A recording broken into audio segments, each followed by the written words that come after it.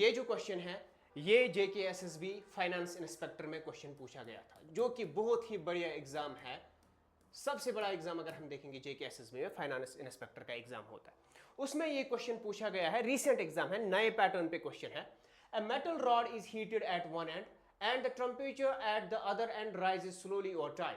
At the same time, a sealed glass flask filled with water is placed over the flame and the water temperature rises quickly. Which among the following statement is correct regarding the modes of heat transfer in each scenario? Rod and flask. देखिए मैं simple आपको ये explain करूंगा कि यहां पे मान के चलिए कि यहां पे आपका एक बर्नर है, ये ऐसे यहां पे हीट एनर्जी निकलती है, फायर जो होता है हीट एनर्जी प्रोवाइड करता है। अब यहाँ क्या है, यहाँ पे एक रॉड है, एक आयरन रॉड है, मान के चलिए here this is iron rod.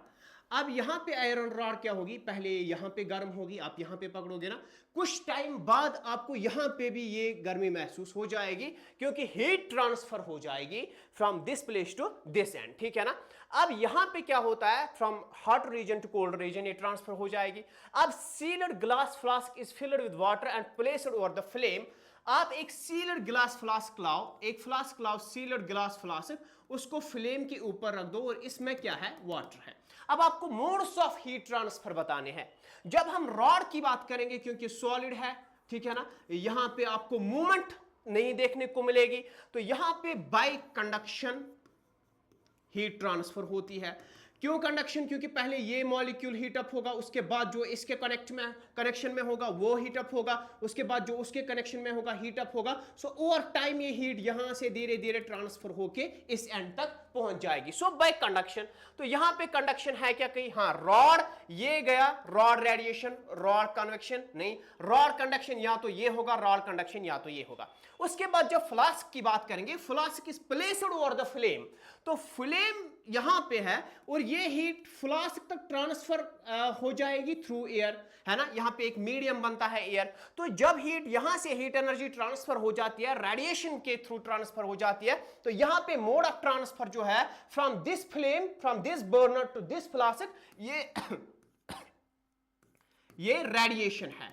और उसके बाद जो वाटर मॉलिक्यूल्स है inside the flask, water molecules inside the flask, वो क्या होते हैं, जब ये वाटर मॉलिक्यूल्स गर्म होने लगेंगे ना, तो जो हॉटर वाटर मॉलिक्यूल्स है वो ऊपर जाएंगे और colder ones will set at the bottom. तो ये क्या होता है, ये कन्वेक्शन के थ्रू होता है। तो याद रखोगे आप, जब मेटल, पूरे मेटल की बात होगी, एक आयरन रॉड की बात होगी तो कंडक्शन, जब यहां पे थ्रू मीडियम थ्रू एयर की बात होगी तो रेडिएशन, और जब लिक्विड की बात करेंगे, हम वाटर की बात करेंगे तो कन्वेक्शन। तो कौन कौन सा यहां पे है, यहां पे आप देखिए रॉड में कंडक्शन, और फ्लास्क में अगर हम बात करेंगे, फ्लास्क में पहले तो यहां पे रेडिएशन और उसके बाद कन्वेक्शन होता है। तो option B is correct option here.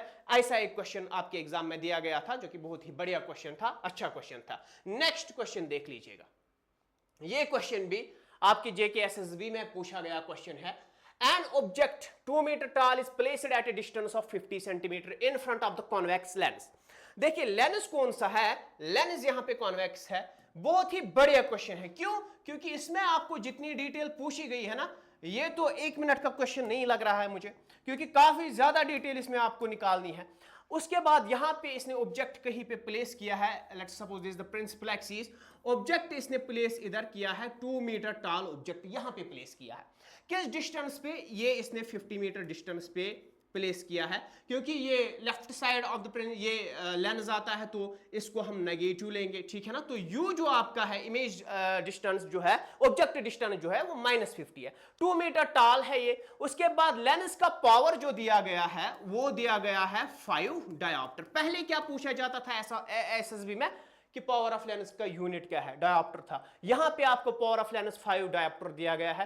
Calculate the height and nature of the image formed, आपको एक तो इमेज की हाइट बतानी है और नेचर ऑफ द इमेज बताना है। देखिए क्योंकि लेंस यहां पे कॉन्वेक्स है तो सीधे ही ये कन्वर्जिंग है, ये इधर जाएगी, तो कहीं ना कहीं आपकी इमेज जो है वो कहीं ना कहीं नीचे ऐसे बन जाएगी। तो इमेज तो पता ही है कि in case of the convex यहां पे अगर ऑब्जेक्ट किसी डिस्टेंस पे प्लेस किया गया है, ये रियल एंड इन्वर्टेड होगी, ठीक है ना, ये रियल एंड इन्वर्टेड होगी।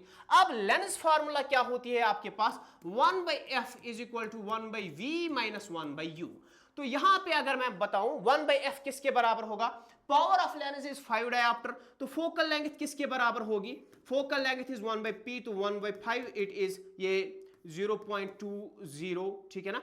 तो मीटर्स में यहाँ आप सीधे 20 सेंटीमीटर यहाँ पे फोकल लेंथ बता सकते हो। तो इट इज 1/20, ठीक है ना, इक्वल टू 1/v माइनस, फिर माइनस यहाँ पे खुद 50 है, ठीक है ना। तो इसको अगर मैं इधर ले आऊं तो 1/v कितना आ जाएगा? इट इज 1/20, और यहां पे माइनस माइनस इस प्लस इधर जाएगा तो माइनस 1/50। तो ये कितना बन जाएगा? v क्या आ जाएगा यहाँ पे? 1/v कितना आ जाएगा? It is 50 minus 20 is 30 divided by 100, ये और ये गया, तो इट इज v कितना आ जाएगा? इट इज 10 डिवाइडेड बाई 3, ठीक है ना। तो यहाँ पे sorry it is 1000, yes 20 into 50 is 1000, तो ये यहाँ पे एक जीरो, तो it is 100 divide by 3 which is 33.3। ये तो आ गया आपका v। v क्या है? इमेज किस डिस्टेंस पे बनेगी? 33 पे, 33.33 सेंटीमीटर्स पे। अब इतना कैलकुलेट करने के बाद भी अभी ये क्वेश्चन खत्म नहीं हुआ। क्यों? क्योंकि यहां पे हाइट पूछी गई है, इस इमेज जो बनेगी उसकी हाइट क्या होगी। अब हाइट क्या होती है? हाइट आपकी होती है, height of image is magnification multiplied by the height of object. लेकिन मैग्निफिकेशन खुद किसके बराबर होती है? इट इज v/u, ठीक है ना, इट इज v/u। अब आपके पास मैग्निफिकेशन कैलकुलेट करने के लिए यू हैव द v कितना है आपके पास? v है आपके पास 33.33 एंड v है आपके पास मान के चलिए -50 है, जो कि दिया गया था। अब इसको कैलकुलेट करने के बाद if you will multiply it by 2 and 2 100 से जाएगा तो इट विल बी 0.66 कुछ ऐसा आ जाएगा आपके पास वैल्यू। अब when you multiply this h dash, magnification जो आपके पास है, मैग्निफिकेशन 0.66 एंड आपका क्या है? Height of the object is given 2 metre tall is the object multiplied by 2, तो ये कितना आ जाएगा? It will be 1.3, approximately equal to 1.3 metre. तो 1.33 यहां पे ऑप्शन में है, रियल है, और क्या होगी? इन्वर्टेड होगी। तो ये इस क्वेश्चन का आंसर है। काफी लेंथी क्वेश्चन दिया गया था, ऐसे क्वेश्चन बड़े एग्जाम्स में पूछे जाते हैं जो साइंटिफिक है, लेकिन यहां पे ये इंस्पेक्टर का एग्जाम था, फाइनेंस इंस्पेक्टर का, इसमें science as a major subject दिया गया था, तभी शायद इतना लंबा क्वेश्चन पूछा गया था। तो इन क्वेश्चंस के लिए आपको आगे प्रिपेयर रहना पड़ेगा। Thank you.